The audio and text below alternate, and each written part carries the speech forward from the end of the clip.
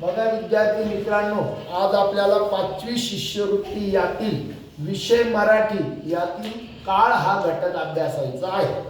बघा इथं 3 तुम्हाला मी वाक्य देतो। राणी अभ्यास करते। दुसरा आहे राणीने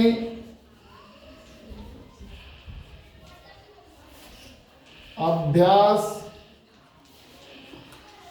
केला।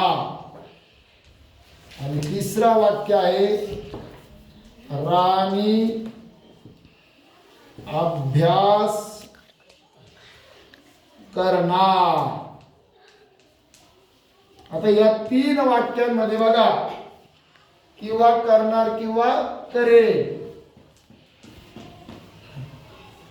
आता या 3 वाक्यांमधले क्रियापद बघा, पहिला आहे करते, दुसरा आहे केला आणि तिसरा आहे करणार किंवा करेल। या तिन्ही क्रियापदाचा जर विचार केला तर या पहिल्या वाक्याचं क्रियापद काय सांगतं? राणीने अभ्यास होऊन गेलाय तिचा। दुसरं सांगतंय म्हणजे पहिलं क्रियापद सांगतंय पहिलं क्रियापद सांगतंय राणी अभ्यास सध्या करत आहे। दुसरं सांगतंय राणीने अभ्यास केला होऊन गेला आणि तिसरं सांगतंय की राणी अभ्यास करणार आहे। याच्यावरून 3 आपल्याला काळ आठवतात। पहिला जो काळ आहे तो म्हणजे येतो भूतकाळ। पहिला जो होतो किंवा आपण वर्तमान काळ बघू, भूतकाळाऐवजी वर्तमान काळ। वर्तमान काळ म्हणजे काय? ज्यामध्ये क्रिया सध्या घडत आहे, करत आहे, करते आहे का नाही? हसतो, हसतोस, हसता आहे का नाही? हसते, असे जे शब्द येतात त्याला म्हणायचं वर्तमान काळ। करते, हसते, बसते, बरोबर, खेळते, एकदम बरोबर, यांना म्हणायचं वर्तमान काळ। भूतकाळ, भूतकाळ म्हणजे काय रे? होऊन गेलेली क्रिया। भूतकाळ म्हणजे काय रे? केला, हसला, रडला, बरोबर, बसला, हसला, झालं ना? यांना म्हणायचं भूतकाळ। आणि तिसरी जी क्रिया आहे ती कोणती रे? भविष्यकाळ। भविष्यकाळ याच्यामध्ये क्रिया घडणार आहे। उदाहरणार्थ करेल, हसेल, रडेल, जगेल, बरोबर, यांना म्हणायचं भविष्यकाळ। मग असे जे 3 काळ आहे, वर्तमान काळ, भूतकाळ, भविष्यकाळ। वर्तमान काळ म्हणजे क्रिया सध्या चालू, जसं मी आता शिकवत आहे, तुम्ही शिकत आहात, याला म्हणायचं वर्तमान काळ। भूतकाळ सरांनी काल शिकवले, आम्ही अभ्यास केला, त्याला म्हणायचं भूतकाळ। आम्ही अभ्यास करणार आहोत, आम्ही अभ्यास करू, याला म्हणायचं भविष्यकाळ। अशा पद्धतीने हे 3 काळ आपल्याला आहेत। या संदर्भातली जर आपण काही क्रियापदं बघितली तर आपल्याला लक्षात येईल। उदाहरणार्थ मी जर आलं तर काय येतो? हसतो, वर्तमान काळ।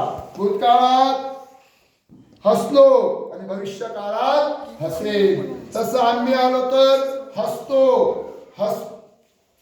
हसलो आणि हसू। आता तुम्हाला इथं जर मी उदाहरण दिलं बघा, पुढील पर्यायात वर्तमान काळ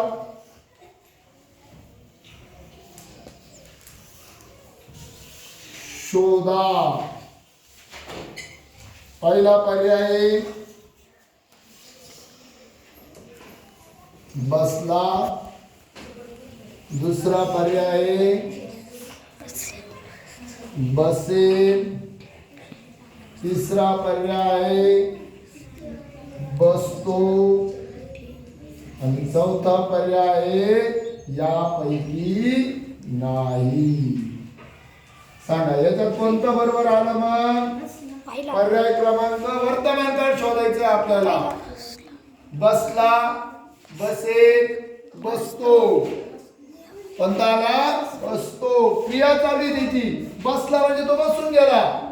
बसेल म्हणजे अजून बसणार आहे आणि बसतो म्हणजे आता बसत आहे. म्हणून पर्याय कोणता आला? तिसरा. बरोबर. त्याच्यानंतर याच्यातच आपण बघू भूतकाळ ओळखा.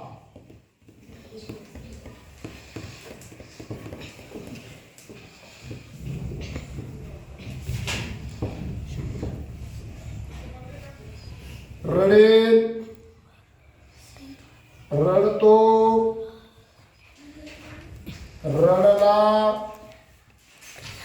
चौथा यापैकी नाही. याच्यात कोणता पर्याय आला? रडला. बरोबर. रडेल भविष्यात, रडतो सध्या, रडला क्रिया होऊन गेली. कोणता आला? भूतकाळ. आणि तिसरा जर आपण बघितला तर तो म्हणजे भविष्यकाळ.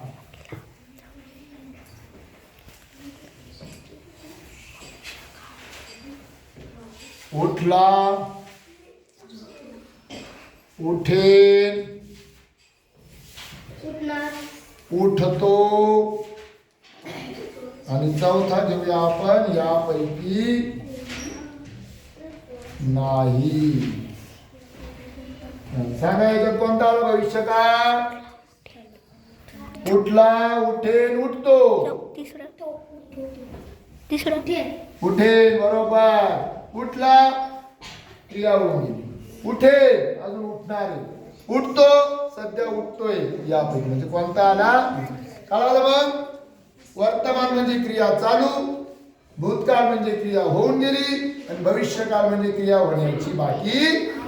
ओके. धन्यवाद.